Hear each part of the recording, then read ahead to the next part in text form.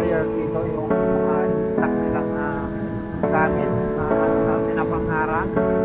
So gagawin na siguro gumamit kalsada. So siguro wala. Tuloy-tuloy na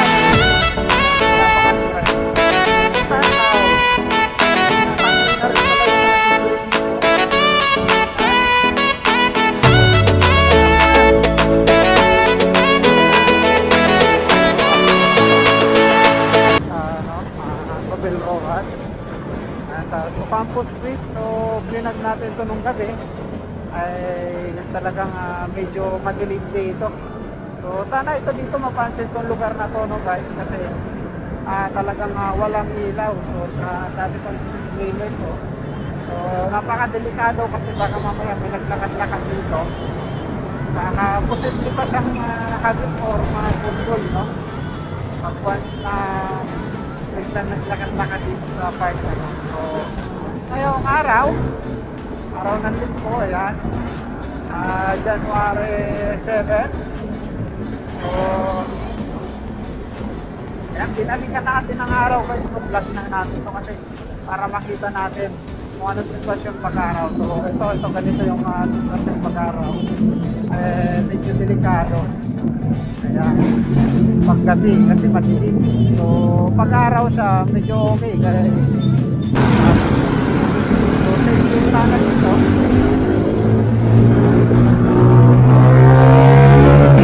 Sana malagyan ko rin ito ng ilaw. Yan, lalo na dito sa part nito guys. Malagyan ko rin ito.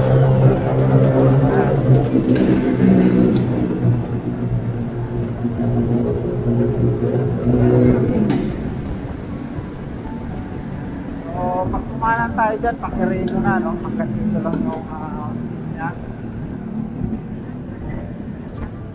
Right, dito pala guys, maluwag na pala to. Ayan, tinanggal na pala yung mga solid barrier dito, yung mga in-stock nilang gamit na pinapangharang. So gagawin na siguro kalsada ito, ayusin na yan. Ayan, so napakaganda na. Aliwalas din yan pag wala na yung mga solid barrier na yan. Natanggal na dyan kasi dyan nila yung stock. Saka yun dito banda sa may part ng Sereno Avenue. Ayan.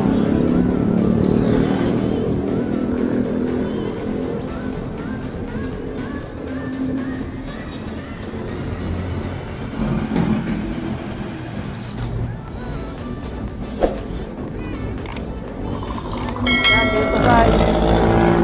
Dito madilim guys talaga ito rito. So sana malagyan din ng ilaw na talaga ito kasi napakadelikado po sa mga sasakyan, lalo na yung ilaw medyo ano rin, no? Medyo malabo-labo din ako, napakadelikado sa sasakyan. Yan, sana malagyan na talaga ng ilaw dito rito para iwas distraction na rin, no? Magkabi. Siguro okay lang kung konti pa lang yung mga sasakyan kaya yan so sulpot na lang sa atin sa kaliwang side natin, kanan, ganyan. So napakadelikado po. So pati dito guys, tignan nyo, ang lawak na wow. So natanggal na rin pala yung mga debris dito. Ayan. So ang ganda tingnan.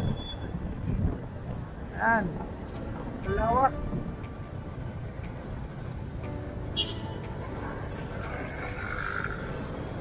Diba?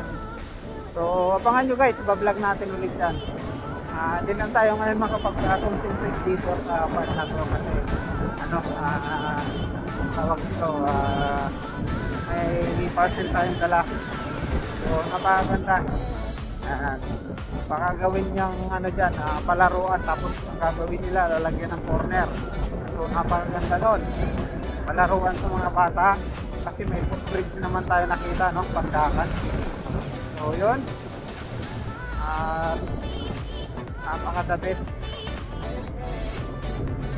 So yun, dito naman sa part na to, ayan, papunta tayo sa may Imabini Bridge. Ito naman, napakaganda na rin dito. Ayan. So, lahat ng halos lahat na ng lugar ng Maynila malaki na yung inunlad, binago. So, napakaganda. Lawak din ang kalsada rito. So, bali ito dito guys, Quirino pa to. Hanggang dyan sa pagbaba, Quirino. Tapos, pagtawid naman natin ng pagitan ng corner, stoplight, ay ng tulay. Ilalim kasi niyan stoplight doon sa pagbaba ng, ay pag-akyat natin ng Nagtahan. Pag-akyat to. Ganito yan guys, no? Kumikita ako dito sa may aking bilang rider. So, yung part ng sobra, alam mo, may sobra akong konti. Yun naman ang share natin sa ating mga kababayan na yung medyo hikahos din sa buhay, no, na kailangan ng suporta para sila din ay makahanap sa buhay. So yun po, yun din ang ngayong 2024. Ayan, start siya yung 2024, yan ako. Pero hindi naman ako totally talaga nakakapag-bigay ng araw-araw kasi ayan, nakaka-full time lang po ako dito sa natin bilang rider, linggo. Kaya yan, tuwing linggo lang din tayo nakakapag-share na natin Jollibee Vlog. So, hindi naman siya ganun kalaki. So, alam ko makakatulong talagang makakabusog din. Ayan. So, sana suportahan nyo rin yung aking kalsada vlog. So, siguro, ano pa lang, may first upload pa lang tayo doon. Ayan. Tuloy-tuloy na yan, every week. Ayan, iabangan nyo rin. So, suportahan nyo rin itong ating MBK vlog. Ayan, para dito sa mga vlog sa Metro Manila at sa ibang lugar na Pilipinas. Pag naligaw tayo, magpa-vlog din tayo. So yan, nandito na tayo sa may Lacson. Yan, ito naman yung pagitan na ng natawid na rin tayo Nagtahan. Ito na yung Lacson, di ba? Ang ganda na rin. So iba na yung Maynila ngayon guys. Yung mga turista, hindi na natatakot dito sa atin dahil talagang napakaganda na ng bansang Pilipinas. So kulang na lang sa atin yung pag-aayos ng mga kalsada. Yan, yung mga ilaw siguro dapat dagdagan. Dahil naman po yung mga krimen nababawasan na nga po dahil pag nakikita na maliwanag, marami CCTV. So lahat po nasa ayos na po yan. At yung ating mga turista hindi na po natatakot na mag-ikot sa atin sa buong Pilipinas. Napakaganda po, napaka-friendly na po ng ating bansang Pilipinas. Ayan. So kung meron man mga pasaway, talagang di na maiwasan yan. Meron talagang magugulong buhay. Ayan. So dapat na lang natin biniwasan yan at paubayan na natin sa mga ating mga pulis. Ayan. So sila nang bahala dyan. So yan guys, at maraming salamat, no. So hanggang dito na nga lang po yung ating vlog. Ayan, hanggang dito. Lacson pa ito guys, no. Loyola Street. At ayan, maraming salamat sa inyo guys sa pagsama sa akin dito sa vlog, Metro Manila Vlog. So thank you ng marami. See you sa aking next vlog update. Ayan, subscribe, like and share po guys kung ganito yung mga gusto nyong video, yung nagra-ride tayo lagi. So hindi lang naman lahat ng ating vlog ay magra-ride tayo lagi, kundi syempre iba-vlog din natin ng talagang naglalakad tayo. So abangan nyo lang yan, yung mga nakaka-excite nating vlog. So sobrang thank you talaga, and subscribe, like and share po tayo. Comment nyo na rin sa baba kung talagang nagustuhan nyo yung ating video.